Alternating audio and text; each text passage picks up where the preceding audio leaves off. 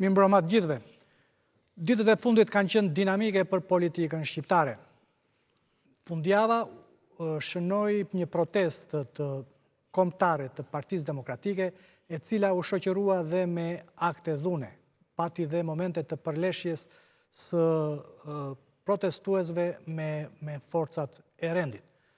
Kjo protest, aja arriti qëllimit dhe a do të arrijë opozita ti imponohet qeverisë, shumicës qeverisë, për të krijuar një qeveri teknike, ngelet për tu parë. Gjithsesi, ky është prej vitesh me radhë, edhe para zgjedhjeve, po edhe gjatë mandatit normal, kohës normale të mandatit qeverisës, ky ka qenë, le të themi, objektivi kryesor i opozitës. A do e arrijë këtë herë apo jo, nuk e dim.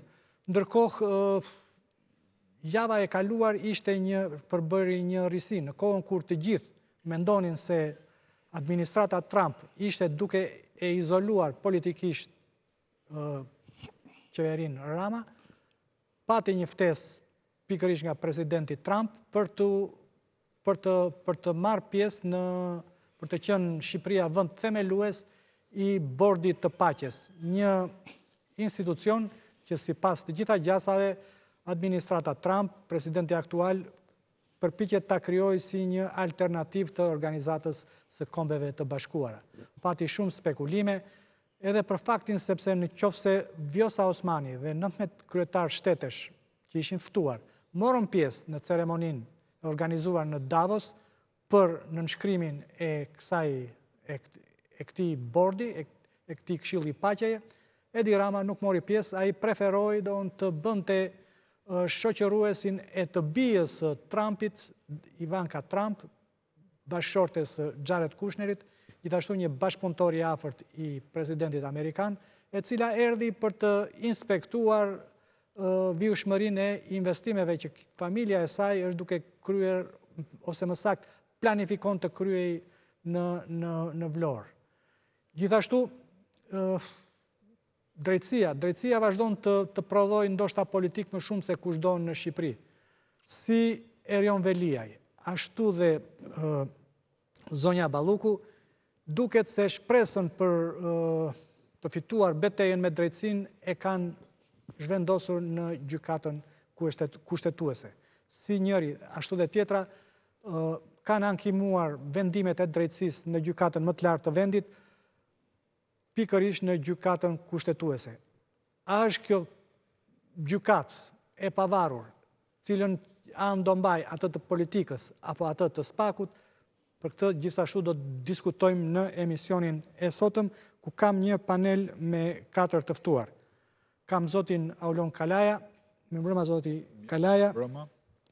Kam juristin Edmond Petraj, mirëmbrëma. Mirëmbrëma. 2 analistët e njohur tashmë Gentian Gaba, Gentian mirëmbrëma, dhe Ermal Peçi. Kënaqësi. Kënaqësia ime. Ndërkohë, përmes linjës direkte kemi juristin Kreshnik Spahiu. Kreshnik, mirëmbrëma. Mirëmbrëma gjithëve, faleminderit. Kreshnik, e nisim me protestën. A e arriti qëllimit Berisha dhe partia e tij të shtunën? Unë mendoj që protesta e së shtunës i arriti qëllimit të gjithëve, edhe atyre që morën pjesë në protest, edhe atyre që nuk morën pjesë në protest, edhe ata që ishin kundër protestës. Pse e them këtë? E them këtë sepse në radhë parë pjesëmarrësit në protest dëshironin që të tregonin që mund të realizojnë një protestë më të madhe se foltorët e ditës Han, një protestë më të madhe se partitë e reja opozitare, një protestë dhe foltore më të madhe se takimet e Ervin Saliani. Dhe që janë opozita kryesore në vend. Ky mendoj që ishte qëllimi. Pastaj sloganet që dorëzoi me Edi Ramën e tjerë janë për efekt militantësh për të mbledhur sa më shumë. Ja arriti qëllimit edhe për ata që ishin protestë, të cilët sipas parashikimeve të tyre do ishte një protestë që zgjaste 2 orë, aq zgjati dhe ju doli parashikimi tyre. Nga ana tjetër, kënaqi dha ata të cilët ishin kundër kësaj proteste, sepse në fundit protesta mbeti brenda rrethit Partisë Demokratike dhe nuk u realizua dot si një si një protestë opozitare. Pse nuk u bë dot si një protestë opozitare? Sepse në gjithë skenarin, organizimin, formatin, protesta e së shtunës ishte thjesht dhe vetëm e Partisë Demokratike, nuk arriti dot të bashkojë sërish partitë si Shqipëria Bëhet, Partia Mundësia, Lëvizja Bashk, Thuria, gjithë partitë e tjera opozitare, mbeti si një foltore, po në përmasa më të mëdha. Pra, të gjithë ata të cilët janë kundër e shikojnë përsëri Partinë Demokratike dhe Berishën si një njeri i cili është në pamundësi për të shndruar në lider opozitar. Sepse është e vetmja mënyrë të cilën nuk rrezikon pushtetin. Nga ana tjetër edhe socialistët janë të pakënaqur se në dëshirën e tyre duan gjithmonë që PD-n ta nxjerrin si një parti të dhunshme, duke thënë që ja këta u kthyen avazit vjetër, s'kan mënyrë tjetër, të friksojnë pjesën gri, doni të vinë pushtet, imagjinoni parë në pushtet, sillen kështu etj dhe po ta vësh re.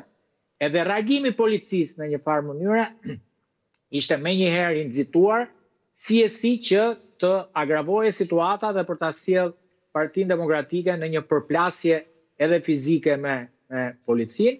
Ndoshta unë mendoj që në thelbin e vet, kufit e dhunës nuk i kaloi asnjëra palë, që do të thotë nuk pati përplasje fizike mes protestuesve dhe policëve dhe anasjelltas, edhe policët nuk përdorën dhunë fizike ndaj qytetarëve, pra shkuan të dy palët në kufit e dhunës, por nuk i tejkaluan ato, pra këta u kënaqën me ca fishek zjarre, bam bum, që të kapshin titujt në mediat ndërkombëtare, i kapën dhe titujt në mediat ndërkombëtare.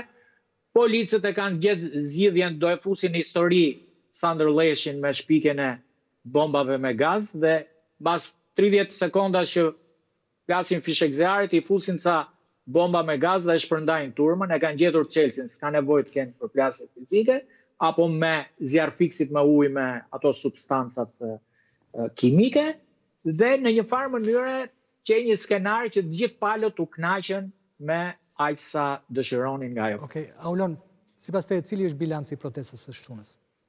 Me të thënë drejtën, është një protestë e cila për mendimin tim duhet ndryshojë sa i takon kreativitetit saj, duhet vazhdoj me stil tjetër opozita. Është një protestë cilën e kemi parë rëndom disa herë tjera. Ashtu si quhet protesta radhës, unë nuk do doja të ishte protesta radhës, do doja që opozita të kishte një qendres në shesh, të vazhdonte me seriozitet dhe këmbgulje momentin që po kalon Shqipëria tani. Pra do protestuesit të ngujohen aty dhe mos lëvizin? Po, sepse vetë situata politike në Shqipëri është e atill. Ti ishe në protest? Patjetër që ishe. Po që fryma se njerëzit do mund të jenë të gatshëm të shkojnë 1 orë 2 dhe pastaja nuk mundet donë që të rinë pafundësisht aty? Po, unë besoj që njerëzit duhen ftuar në këtë lloj skenari dhe pa diskutim aty do marrim shumë përgjigje tjera. Njerëzit janë shumë të mërzitur. Ashtu siç do ishte ndoshta edhe për protestat shpërndara në gjithë territorin e Republikës së Shqipërisë. Sot për shembull në Fushkuri ka pas një bllokim rruge për shkak se është totalisht jashtë kontrollit e amortizuar, kalojnë makinat e tonazhit të rënd, bëhet fjalë për 100.000 banor që konsumojnë atë rrugë, dhe qytetarët vetë bllokojnë rrugën. Unë kam qenë në shtetet e tyre, në Lust, Fushkuri sot. Të njëjtën histori opozita, po dhe vetë qytetarët mund ta shpërndajnë gjithë territorin e Republikës së Shqipërisë.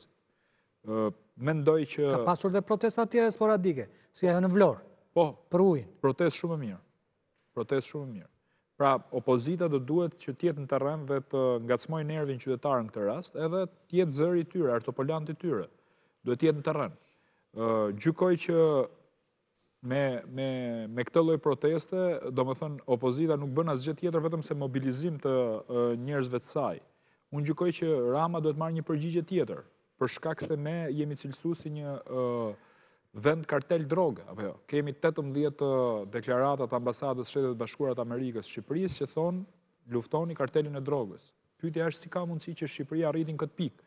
Ditën që ne festum pavarësinë e Shqipërisë, urohemi nga sekretari Rubio dhe na përmendet karteli i drogës. Na është dhënë ultimatum që brenda 3 muajve duhet bëjmë transparencë paratë e kullave që kanë mbirë në Tiranë, cilat janë paratë droge. Historikisht po të shikosh këto telegramet ose mesazhet që shkëmbejnë shefat e diplomacisë, kryetarët e shteteve, të qeverive me njëri tjetrin në rastin e festave kombëtare, janë një kortezi që i rojnë gjithë të mirat popullit dhe kështu ishim mësuar gjithmonë, domethënë duke u ru këtu. Po unë besoj që burimin e ka edhe tek 11 maj. Qeveria Rama nuk u ru nga Shtetet Bashkuara të Amerikës. Pra unë mendoj që ky është një moment i artë i opozitës shqiptare, duke pas parasysh dhe zonjën Balluku, e cila kërkohet nga Spaku për t'u arrestuar dhe ky nuk e lëshon. E parë këtë këndvështrim, çfarë kushtesh tjera do t'i duheshin opozitës për të mbush sheshin dhe për të qëndruar aty, qoftë edhe për të shkuar në grevërie, sepse unë besoj që kauzat që është tani për mbush të gjitha kushtet që deputetët parët të futen në një grevërie. Pra, gjitha këto sigurisht që ne nuk i kemi përgjigjet sot. Përsa i përket proporcionalitetit të policisë, unë besoj që u thyt çdo lloj rregullore brendshme, po u shkel dhe ligji nga ana tjetër, se rregulloria thotë që polici reagon një kohë me vonesë dhe në një hap më pak se qytetari. Praktikisht po të marrësh, qytetari është me shpatë druri, ndërsa polici është me mitraloz, sepse është i armatosur, apo jo, në kuptimin figurativ fjalës. Atëherë kur qytetari reagon ndaj institucioni i cili është bosh fare dhe ne dim shumë mirë që s'ka asnjëri aty brenda, si ka mundësi që në atë lloj disproporcional goditet nga ana policisë dhe ne kemi parë në protestat e mëparshme këto, nuk është vetëm këtu, që nga koha Sandër Kimikut, dhe unë gjykoj që do jetë në nderin e prokurorisë, ose më saktë ajo duhet zbatoj ligjin për me nis një hetim në raport me gazin lotësielës që u përdor në këtë protestë që kishte 3 vjet që kishte skadu. Dhe sipas jo meje, po sipas personave që marrin vesh nga kjo punë, pra ekspert sigurie, thonë që ky gaz i skaduar është shumë herë më i dëmshëm se sa gazi që është normal brenda datës skatentës. Sepse ajo efektet duhet të bien nëse ka kaluar koha e përdorur. Jo, pra ndodh ka ndryshe me lëndët kimike. Dhe unë kjo më bëri përshtypje, lexova dhe mora dikon telefon dhe u konsultova. Kështu që unë mendoj që këta kanë vjedhur dhe te gazi pastaj. I bie që nëse është bënë ai tender, prandaj është opozita, duhet me rënmu. Duhet të kërkoj komision hetimor parlamentar edhe për blerjen e gazit. Që të kërkoj që orë çfarë gazi kanë blerë këto, dhe në rast se është bërë tender dhe këta kanë blerë gaz sigurisht që titullari i institucionit. Kështu që gjykoj që kjo protestë ishte protesta radhës, nuk është se kishim në risi madhe nga kjo protestë. Unë gjykoj që ka ardhur momenti që opozita të mblidhet edhe të gjejë një rrugë tjetër për me përballu situatën politike në vend. Ky është mendimi im. Po kjo do në përshkallëzim që ti kërkon, ndoshta mos e bën më të dukshme krizën që pretendohet të opozitës, do që nuk ka, ose më saktë, pa fuqinë e saj, në qoftë se do ta përshkallëzoj formën e protestës, ndoshta tregon një lloj pafuqie, ndoshta mos është kjo që e frenon? Jo, unë mendoj që ka të bëjë më shumë me seriozitetin e opozitës, edhe këtu do të marrë shembull nga Greqia, ku një emigrant shqiptar doli, filli vetëm dhe kërkoi zhvarrosjen e trupit djalit vet pas aksidentit hekurudhor, që kishte dyshime se kishte pas lëndë kimike brenda aksidentit, edhe e vërtetoi. Gjithë qeveria greke, drejtësia greke, politika greke ishte në blok kundër zhvarrosjes. Dhe ky Pano Ruço doli vetëm atje tek pull, pastaj erdhën një 35.000 grek, etj dhe arriti për me fitu kauzën. Pra, jam dakord që numrat në demokraci janë domethënës, por nuk janë gjithsesi përcaktues. E rëndësishme është kauza, serioziteti dhe personat që përfaqësojnë në këtë rast opozitën, që në gjykimin tim duhet të jenë në terren dhe me qytetarët. Pra të mblidhen të gjithë kauzat e Republikës të bashkohen në Tiranë, ose ndryshe të shkojnë deputetët edhe të organizojnë protesta lokale derisa të bëhet një protestë e fuqishme dhe e qëndrueshme. Pra kjo është ideja. Ermal, tani unë ndaj pak mendim ndryshe nga Uloni. E ndaj këtë mendim ndryshe për vetëm në arsye që problemi i kauzës që ka sot Partia Demokratike nuk njësot me empatin që kanë qytetarët. Ne jemi shumë dakord, secili prej nesh është dakord që qeveria Rama është qeveria më e korruptuar, po të them këto 35 vite.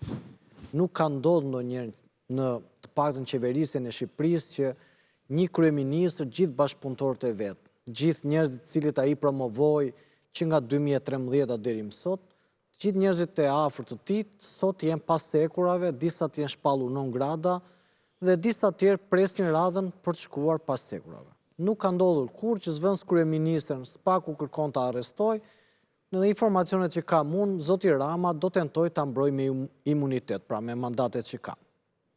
Në këtë situatë, edhe duke parë qëndrimet e Shtetet Bashkuara të Amerikës, qoftë për mesazhet simbolike që kanë pasur me çështjen e korrupsionit, me çështjen e karteleve drogës, sepse ne harrojmë shpeshherë që në zyrën e kryeministit ka qenë një personazh i cili pastronte lekët e karteleve drogës Meksik. Ne harrojmë shpeshherë që grupet kriminale nga skaja encrochat kemi parë që kanë qenë të lidhur thellësisht me deputet dhe eksponent Partisë Socialiste, të cilët kanë qenë edhe të përfshirë ose kanë qenë organizatorë së bashku me efektiv policie në eliminim të figurave kriminale. Në këtë situatë, kush është kundërshtari real në sytë e mi dhe kush është problemi që ndodh tashmë me opozitën shqiptare? Ne shikojmë që Partia Demokratike ka një strukturë, pra të paktën strukturën drejtuese e ka shumë të ashpër ndaj SPAK-u, ndaj institucionit drejtësisë. Në një moment kur vetë shoqëria shqiptare me dëna, me sondazhe ka shprehur besimin e plot për këtë institucion, i cili sa vjen dhe rrit besueshmërinë e shqiptarëve të ky institucion, por gjithashtu ka goditur dhe Partinë Socialiste dhe e ka çuar Edi Ramën në një cep aty dhe vetëm po e godet. Sot, ajo çfarë kërkojnë me kauza, apo hajde të blidhemi gjithë për të rrëzuar Edi Ramën, më kujton aleancën e qelbësirave. E para, në sytë e mi, Ilir, Partia e LSI-s, në optikën time, në këtë situatë që është, nuk duhet ketë më asnjë punë me Partinë Demokratike. Arsyeja pse Partia Demokratike është në këtë gjendje, vjen nga bloku i famshëm i Ilir Metës, dhe në asnjë moment Partia Demokratike nuk është distancuar nga LSI-ja.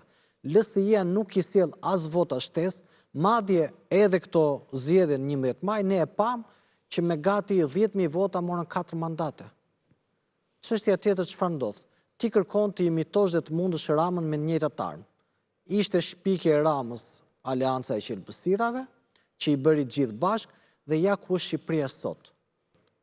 Ajo se çfarë kërkon tashmë opozita dhe se si mundet faktorët opozitar në optikën time mund të bëhen bashkë, lidhen me dy kauza thelbësore, që askush nuk i prek dhe nuk duan t'i prekin. Pse don Partia e Lirisë, se nuk është më LSI.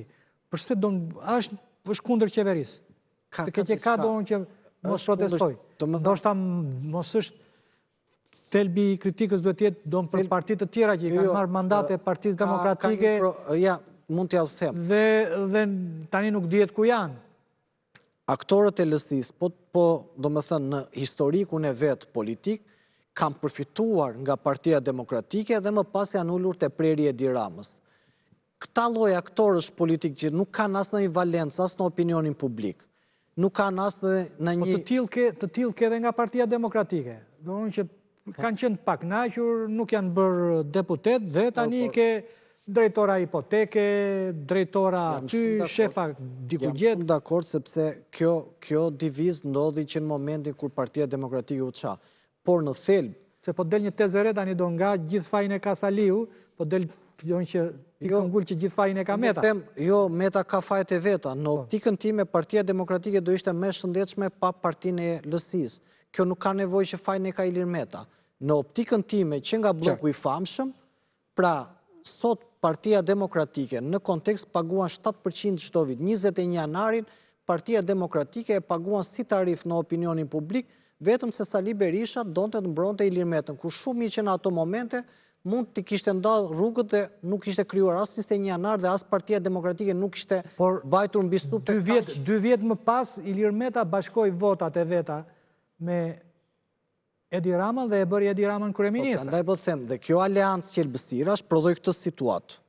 Dhe nëse ne duam të prodhojmë përsëri këtë situatë në Edi Ramën në sytë e mi, Edi Rama sot ka perfeksionuar gjithë mekanizma apo gjithë pikat më diabolike që ka pasur qoftë zoti Berisha, qoftë zoti Ilir Meta apo dhe qoftë zoti Nano po të marr. Secilit aktor ja ka marrë dhe i ka perfeksionuar. Dhe ti sot Edi Ramën nuk mund ta mundësh me armët e veta.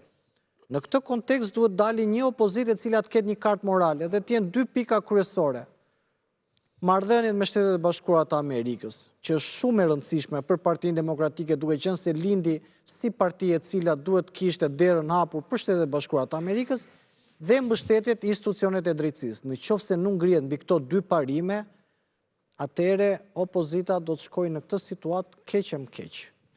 Ndjan, sipas te bilanci ishte një deja vu dhe një farmase, por në raport me çfarë po ndodh këtu, për sa i përket arsyes se ka një majisje të opinionit publik dhe pritshmërit ndaj opozitës dhe antagonizmit që është krijuar me qeverinë për shkak të korrupsionit dhe çështja kryesore e Ajakshit dhe zonjës Balluku, kam përshtypjen që pavarësisht ripërsëritjes fakti që u kap një prime ndërkombëtar në media dhe pjesëmarrja nuk ishte e keqe, ka arritur një pjesë të objektivave.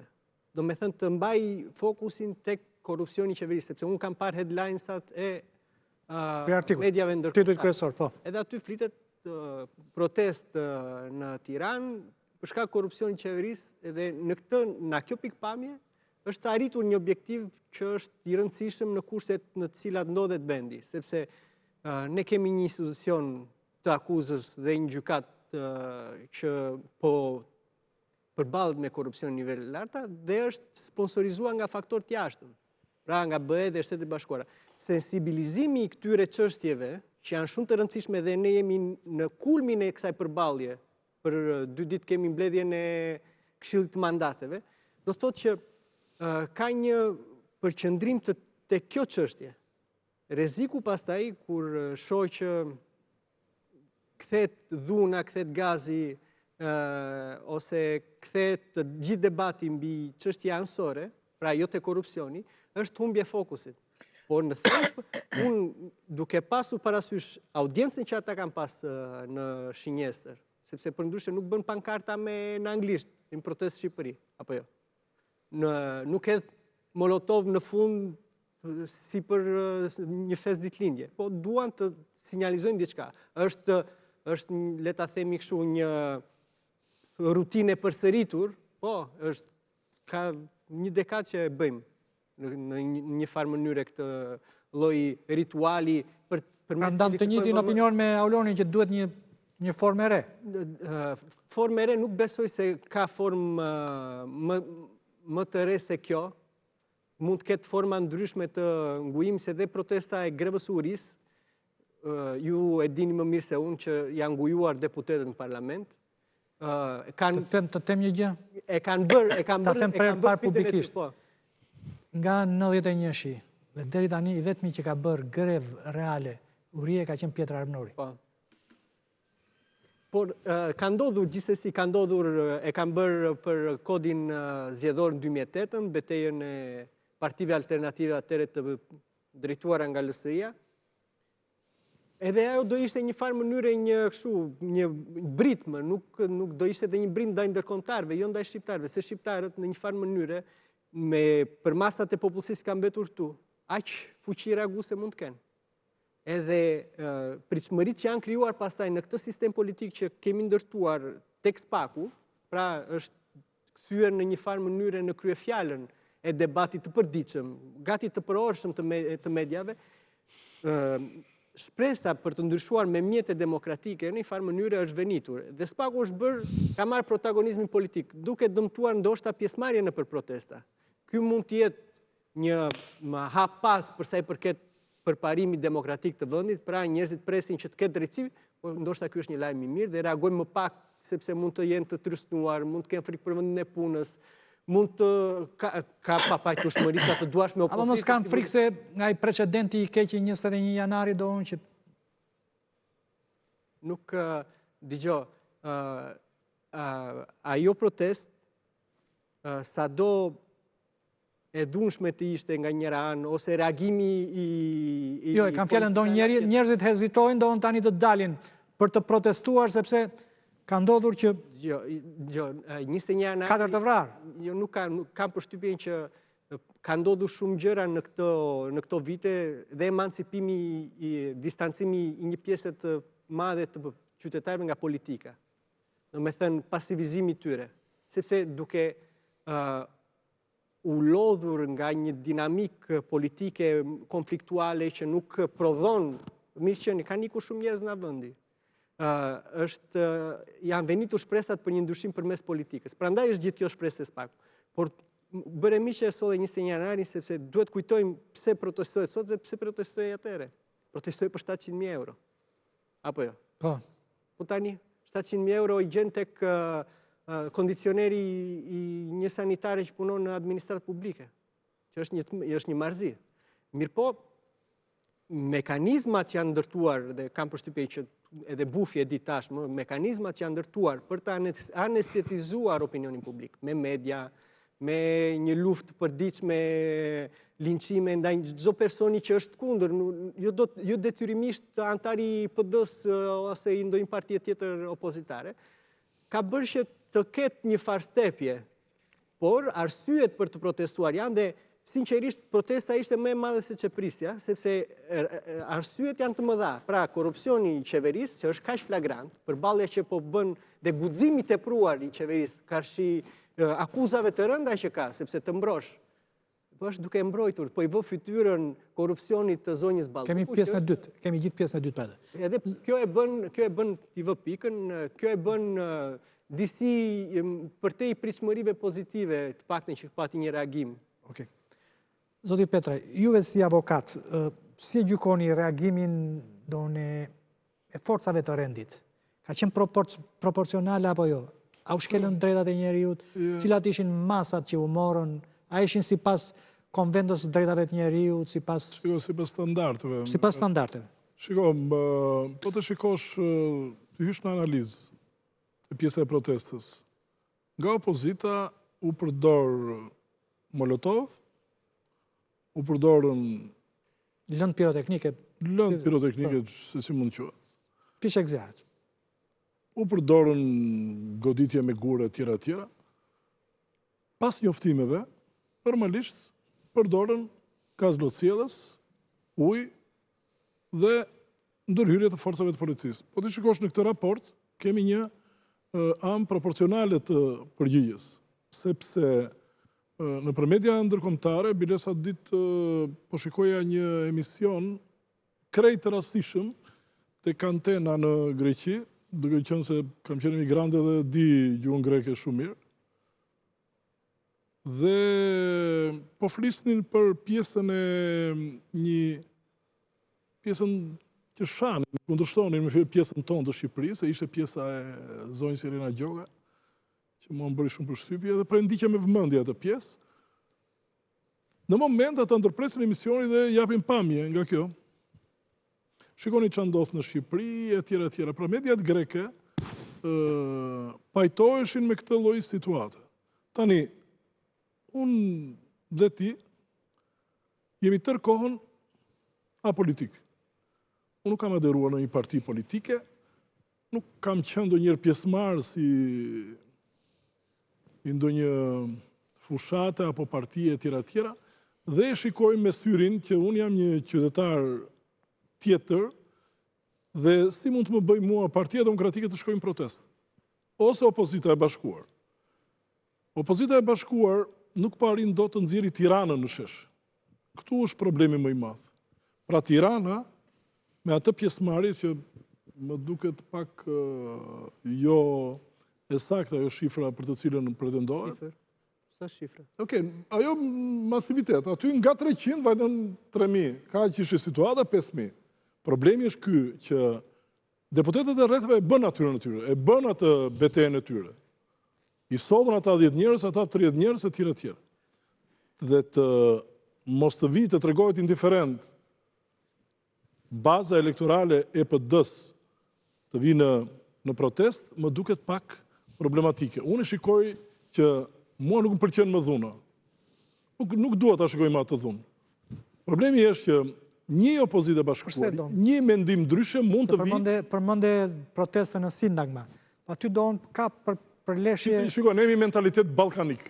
Kjo është e nisnin don që duke thyer xhamat e parlamentit Nuk po bëhet më kjo. Dhe vazhdoni në rrugën Venizelos dhe përfundoni te ambasada amerikane.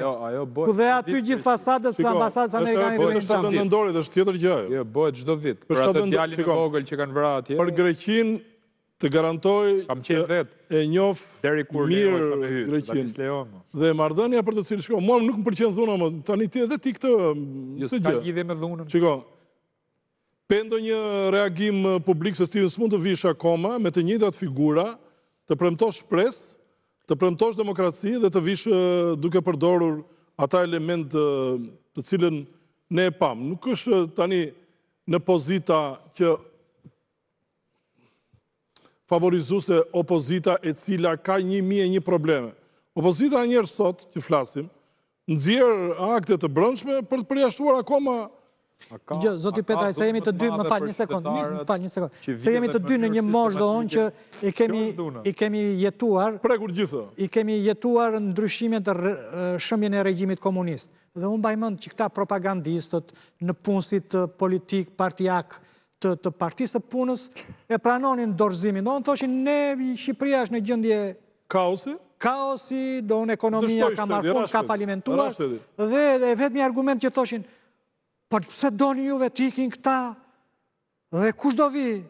Komendoni, kush do vi? Bejlerët dhe agalarët? Shiko, unë e kam, jo, se e shumë do unë që është ide që është ngulitur masivisht në... Unë e kam të pjesa e brezit të ri. Brezi i ri nuk po përparon. Dhe ajo pengesë të cilën unë shikoj, është pikërisht garda e vjetër. Garda e vjetër nuk e lejon brezin e ri. Nuk po fusin kualitete brenda parlamentit. Nuk ka më kualitete në parlament. Të gjithë ri ka pse?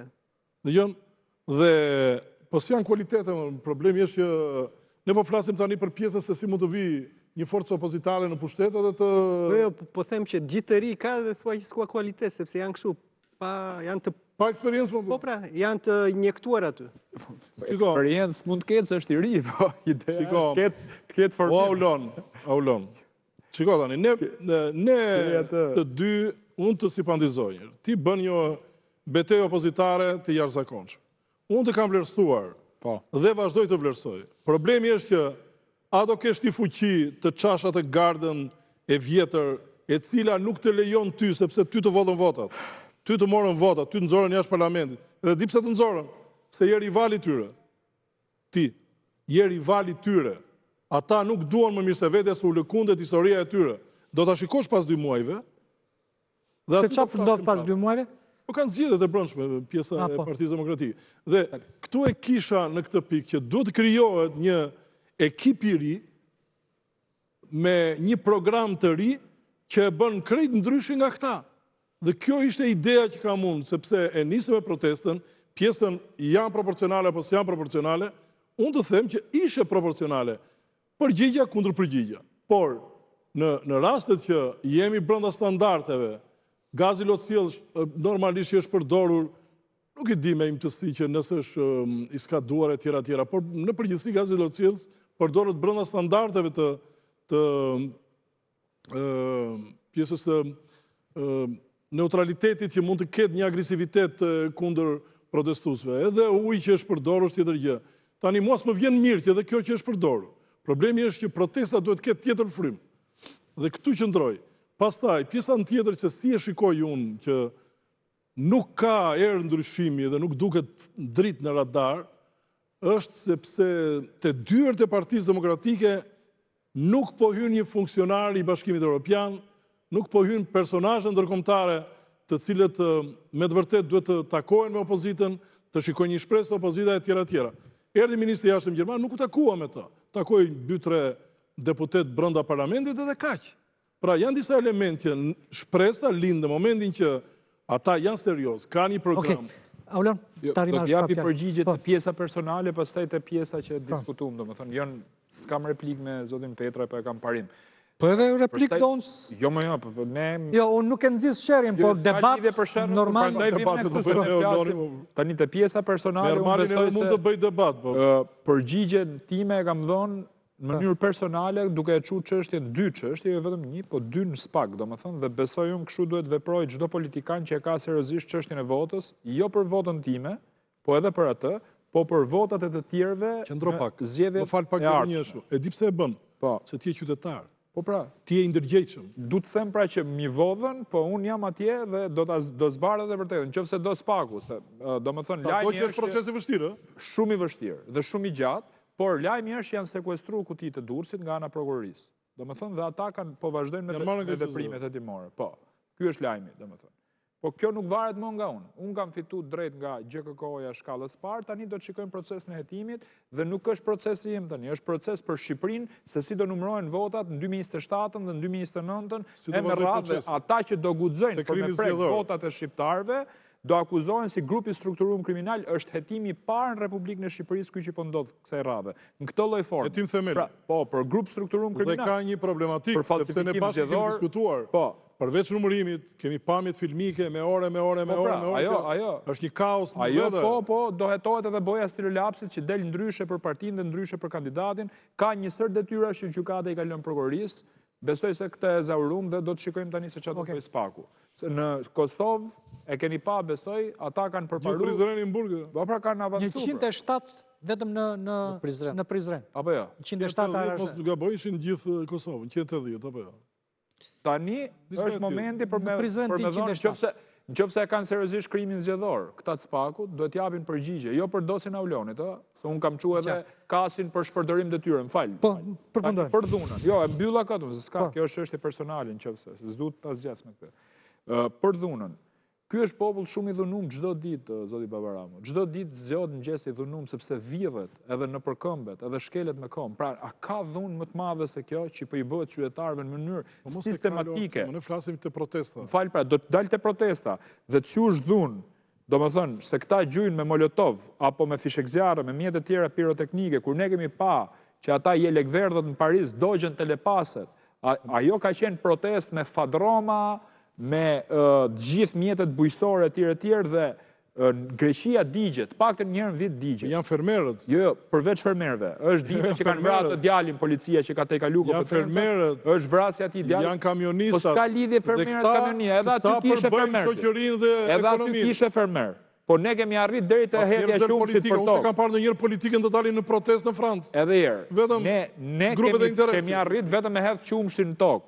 Kurse ata të bëjnë jo protestat dhunshme, po super dhunshme, po ata janë europianë. Dhe atje nuk flet ambasada amerikane siç flet tu që kini kujdes etj. Nuk flasim më, po ta kesh vënë re. Siç ka ndodhur nëpër vite. Ajo dëgjoj, të bëjmë një sqarim për atë të ambasadës. Ajo është vetëm të lutem për qytetarët e vet, nuk është. Ajo është thjesht një shërbim konsullor që i jep ambasada shtet azet vetë. Jo, nuk është në këtë rrugë mos kaloni se mund të ketë trazira. Ne kemi pa që njoftimet e ambasadës pati këtë njoftim të shtunën në ambasadën e kaluar. Mos kaloni bulevard se do ketë trazira. Te zonja Kim. Dhe ky është fakt. Ne kishim zonjën Kim, e cila e uronte Edi Ramën akoma pa marrë zgjedhjet. Po flasim për Po flas për periudhën e Barit. Jo, Bari, para 4 vjet që është Bari, se nuk kaluan 40 vjet. Tani, ky është fakt. Pra ne po themi që, pa të më organizu ne protest kundër importit mbetjeve. Ne, jo PD-ja, shoqërisë civile, me djemë të PS-s, të PD-s, ishin gjithë aty. Nga rrjetet sociale, dhe doli ambasadë amerikane, tha, mbrojti qeverinë më burë të protesta jonë, po kjo është menduri tani, më kupton. Kjo dallimi që ndodh me protesta. Kjo është historia. Këtu e organizon protestën opozita pjesë politike, në Bullgari doli populli kundër korrupsion, po s'doli një lider politik. Në Francë, në Greqi, nuk kam parë një parti politike... Zoti Petra, i ke pjesërisht drejt. Një sekund. Në Greqi, në Serbi, në... Po në Serbi ke opozitë? Një sekund, jo, nuk është opozita. Është, e ke aty.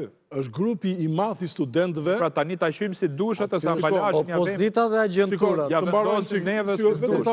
Po kjo i vjem, sipas kësaj logjike i bie që PD-ja mos të organizojë proteste, do të kompleksohet nga kjo situacion. Nuk po dalin grupet e interesit dhe këtu në momentin që grupet e interesit, që nga fermerët, që nga kamionistat e tjera, të gjitha ata tregtarët e tërë nuk dalin në protestë. Shoqëria ka vdekur vëlla. Ora jam dakord me këtë qasje, po ju mendoni që nuk ka pas fermer në protestën e të shtunës?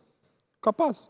Po kanë qenë aty. Tani, ju thoni që me këtë logjik i bie që Partia Demokratike nuk duhet bëj kur protest. S'ka lidhje me këtë. Sepse duhet presë që dalin fermerët duhet presi dalin Duhet të organizoj fermerët e tjerë, por fermerët kanë grupet e tyre të organizohen edhe të dalin për problematike që kanë ata. Nuk ka dhunë, këto protesta nuk janë dhunë. Ja u them me sinqeritetin më të madh. Mos pëlqen ajo ti. Nuk është dhunë. Po mirë mos fytemi nuk pëlqen. Jo më është tjetër gjë se këtu po flasim për shi estetike. Ne po themi ç'është protesta. Ka protest, ka demonstrat. Demonstrat do me thonë me demonstru. Pra ti do dalësh me demonstru. Sepse ti po i thu, zotri, arrestoje zëvendës kryeministri, jo ti, po thot Spaku, po thonë Amerikanë, për mendimin tim. Ti po thu që arrestoje këta, ai thot jo. Po tani si të reagoj? Unë të rritë strugem, apo të dalë shesh edhe të përkoj drejtën tim. Adriatik Lapej ka një muaj. Kjo është ideja. Në qoftë se Adriatik Lapej do kishe hedhur një gur te kryeministria, do ta kishin ngritur zgupthi. E ka ngritur dhe pa edhe gurë atë. Po çka kanë marrë mbulesë. Po edhe pa gurë kanë ngritur zgupthi. Është gabim. Gabim. Po për mendimin tim, gabim, po çdo më thon kjo. Kam përshtypjen që duhet kemi një qasje të re, valla.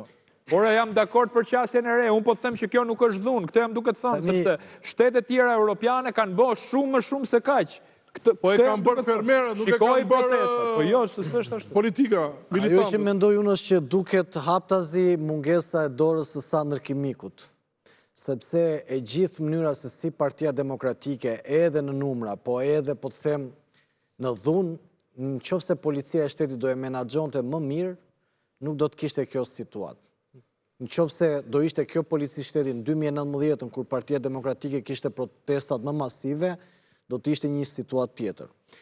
Kaq situatë edhe vetë nga nervi, edhe vetë nga frustrimi, edhe vetë nga situata që shikojnë shqiptarët, në disa protesta kombëtare është e pranueshme, sepse tani ne nuk mund t'i kërkojmë qytetarëve kur vetë klasa politike ka prodhuar këtë trysni sociale dhe ne tani t'i kërkojmë qytetarëve të na sillen si kur jetojnë mes Vjenës, kur ata produktin politik, vuajtjet e tyre, mungesën e papunësisë, rritjen e çmimeve, qoftë kanë dhe si një mënyrë për shfryrje dufi. Po kush do të dali në protestë më vëllai?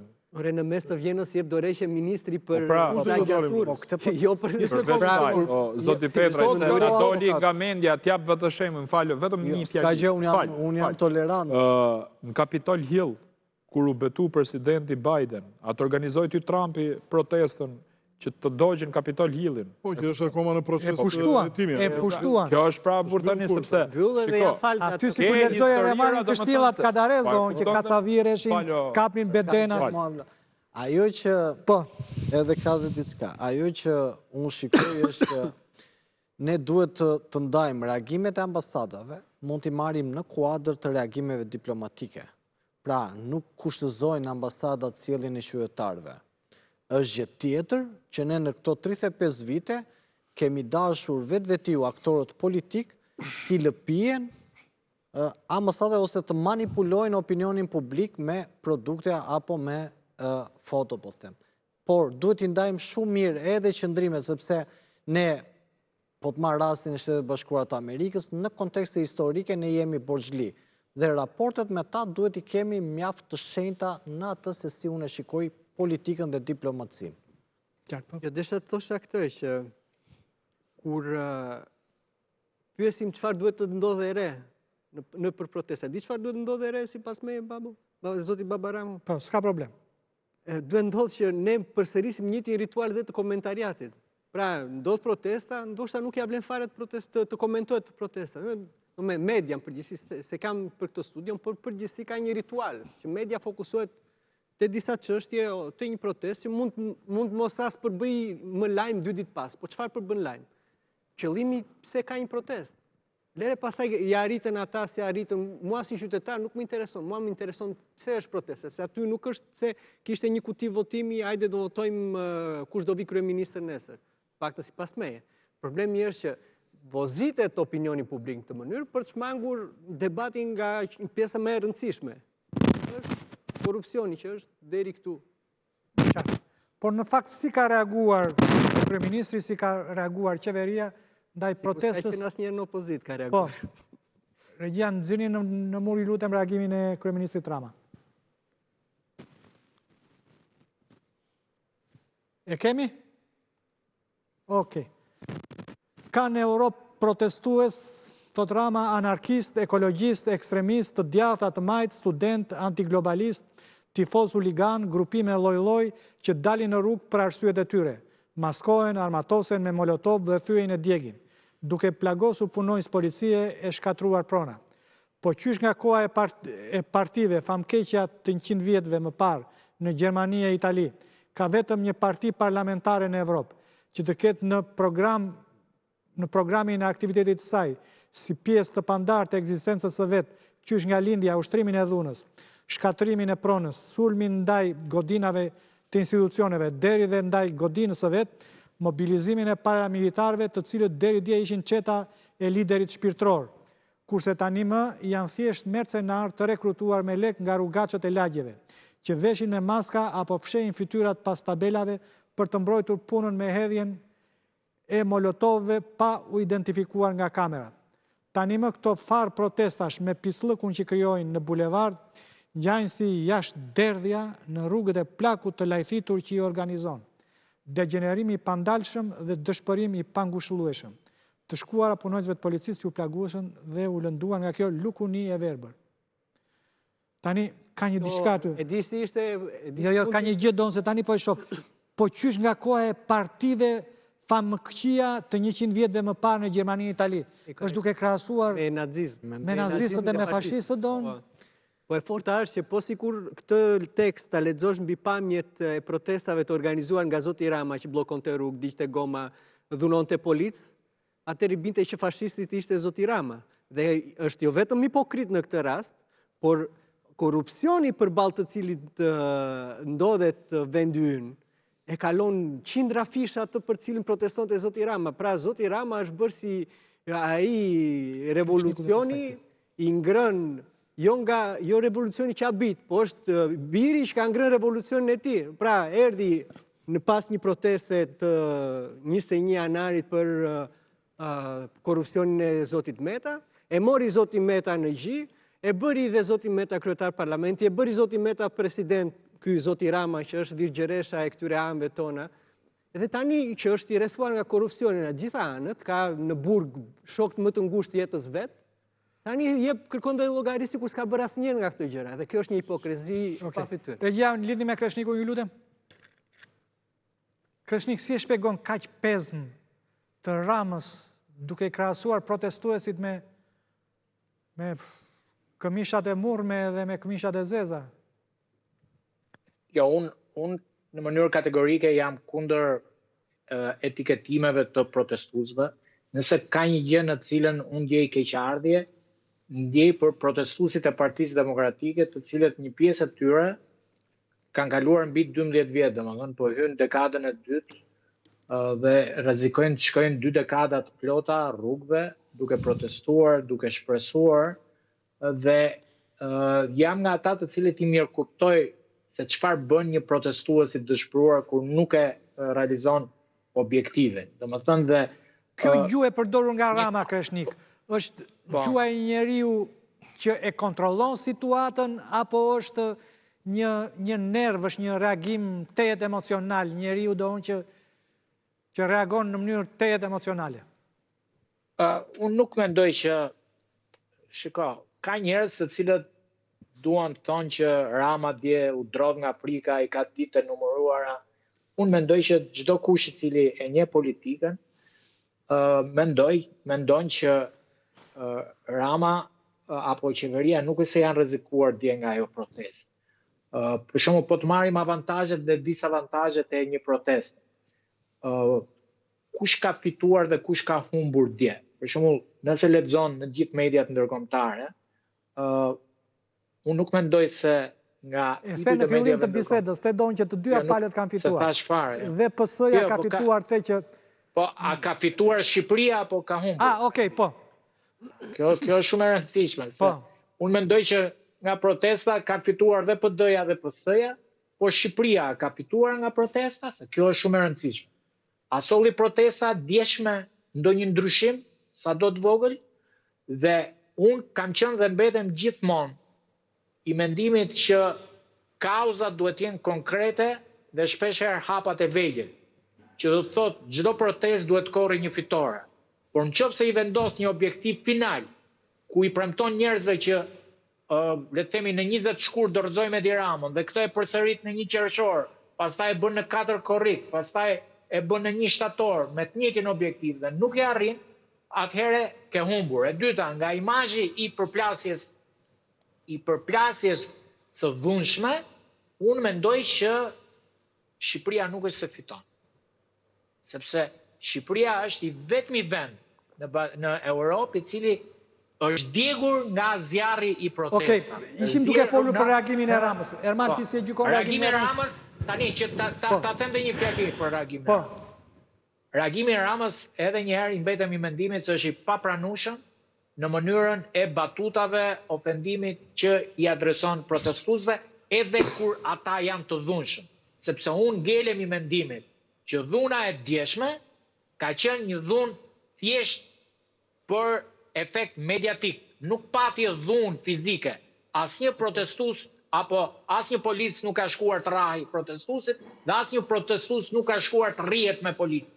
Pra, në një farë mënyre, ishte gjuajtje në distancë. Pra, mendoj që palët nuk ishin të përgatitura për konfrontim. Faleminderit, ka një qendor në linjë, lutem, Erman. Të paktën unë mendoj që në Europë nuk ka asnjë kryeministër që për dhunuesit t'i ke bërë kryetar bashkie. Në Europë nuk ka asnjë kryeministër që trafikantët t'i ketë bërë deputet. Unë nuk kam parë në Europë që asnjë kryeministër bashkëpunëtorët e vet më të afërt t'i ketë pastekurë. Unë nuk kam parë në Europë asnjë kryeministër i cili ju thot shqiptarëve që jam nxënës i Nolit, por vetëm me Fanolin dhe Kornicën nuk ka lidhje në asnjë moment. Kështu që ky reagimi kryeministrit Edi Rama është një reagim hipokrit dhe është një reagim thuase vetë Edi Rama po udhëheq dhe po e drejton Shqipërinë me hapa të sigurta dhe tashmë këto lloj protestash janë demode. E gjithë kjo vjen vetëm për një mënyrë narrative që zoti Rama do të zhvendosi vëmendjen nga problemet reale që ka qeveria e tij. Unë mendoj që kryeministri Rama është i kushtëzuar edhe nga tërësnia e madhe që po i bën spaku. E shikoj që nuk ndjen një presion të madh nga opozita për shkak se opozita po ashtu ka probleme me drejtësinë dhe thjesht atij i duhet që në opinionin publik të japi mesazhin që këta janë e keqja e vendit dhe unë jam njeriu i cili po mundohem të mbaj dhe të kem stabilitetin e vendit. Në të dyja këto raste, të paktën i lirë, unë mendoj që Edi Rama, aty ku ka pasur pikën më të fortë që ka qenë propaganda e tij, tashmë aty ka dhe pikën më të dobët. Gjithë kjo korrupsion, gjithë ky bashkëpunëtor cilët herë bashkëpunëtor me krimin, herë bashkëpunëtor në korrupsion, i kanë sjellë atij që mos ketë më një mekanizëm mediatik apo edhe propagandistik që të jetë përballë shqiptarëve dhe t'i manipulojë për të vërtetën. Më duket se tashmë mbreti është lakuriq. Petraj, të ke një koment për këtë deklaratë? Kjo është në stilin e Ramës, i cili e ironizon pjesën për të cilën ashtu siç tha dhe Kreshniku që... Këtu kemi për te ironisë, kemi do në krahason me... Po pra, me kemi një huligane, tjera. Me nacional socialistët? Me pjesën koha e partive famkëqia të 100 vjetëve më parë në Gjermani e Itali. Problemi edhe njërë, kjo është një autoironi të cilën ajo ka në stil që e përdor këtë. Po të shikosh, Rama shumë autoironik. Nuk mund të flasim se si mënyrën se si është prej Rama. Rama është lideri i opozitës, është kryeministri i vendit dhe normalisht e shikon këtë pjesën, ka ironizuar atë që tha Kreshniku, që në datën 20 do e rrëzojmë, në datën 1 qershor do e rrëzojmë, në datën 28 do e rrëzojmë, e tjera. Pra, në këtë këndvështrim, a i fillon edhe i godet këtë lloj proteste, aq më tepër, që të flasim në forum pavarësisht, unë kam shumë kritika ndaj kësaj forme qeverisë. Nuk është pjesa ime se si duhet jetë Shqipëria. Kjo nuk është Shqipëria ime që unë dhe ti kemi 35 vjetë që duam të shikojmë një Shqipëri dhe shqiptarët sot, sidomos shtresa e mesme, ka një standard nën minimumin jetik. Shtresa e mesme. Pra këtu po këputet shtresa e mesme.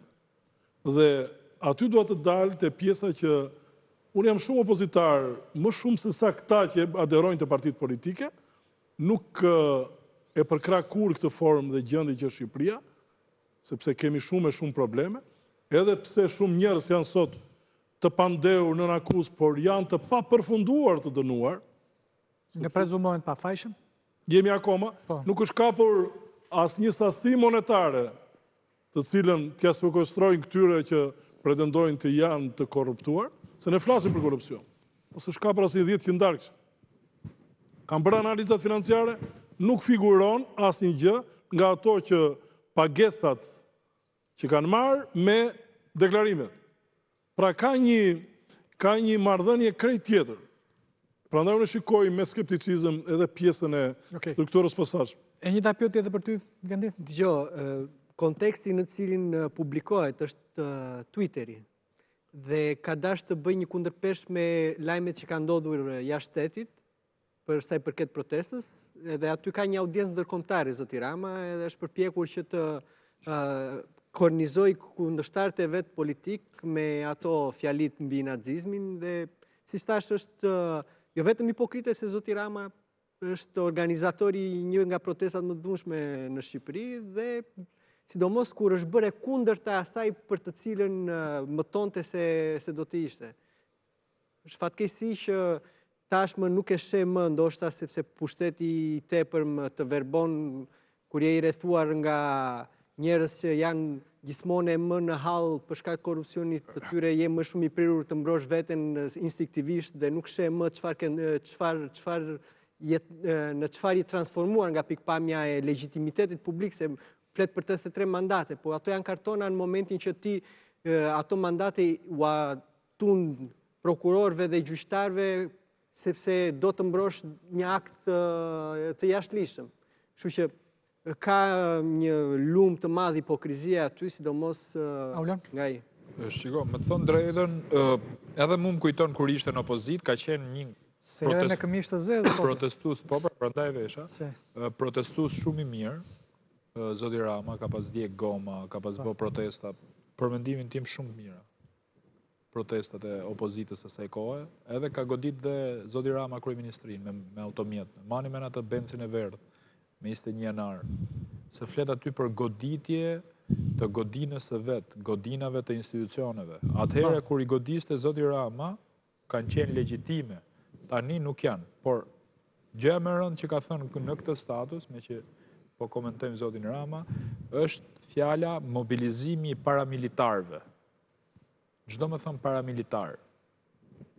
Unë hapa këtë fjalorin e Shqipes dhe thot, një paramilitar është një forcë, funksionit të cilit dhe organizimi janë të ngjashme me ato të një ushtaraku profesionist, por që nuk konsiderohet si pjesë e forcave të armatosura zyrtare.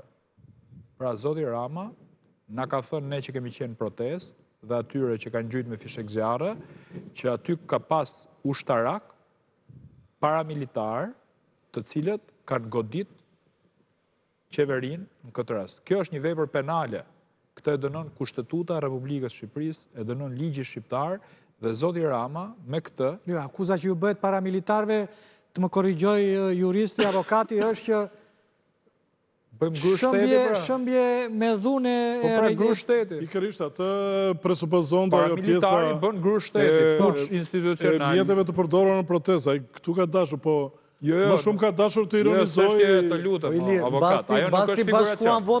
Aty nuk e ke asnjë thojza, atë e ke mobilizim paramilitar. Mobilizimi paramilitar është kur ti mobilizon këta tipat që unë përmenda jo unë, po fjalori gjuhës shqipe, dhe ne tani kemi dash me marë, me rëzu Ramën, me puç shteti dhe me i bë gru shteti ushtarak, me njerëz cilët janë stërvitur, din me përdor armët, din me përdor antitankun, din me përdor gjithë artillerinë e rëndë. Mos të kapemi te pjesa. Po ta kapim ose ka shkruajt ai sa ka futur asnjë. Por si vjen opozita në pushtet apo? Kjo është. Shikoj si vjen opozita në pushtet. Jo, si vjen këtë lloj forme. Po lëre më ky se këtë lloj do bëj.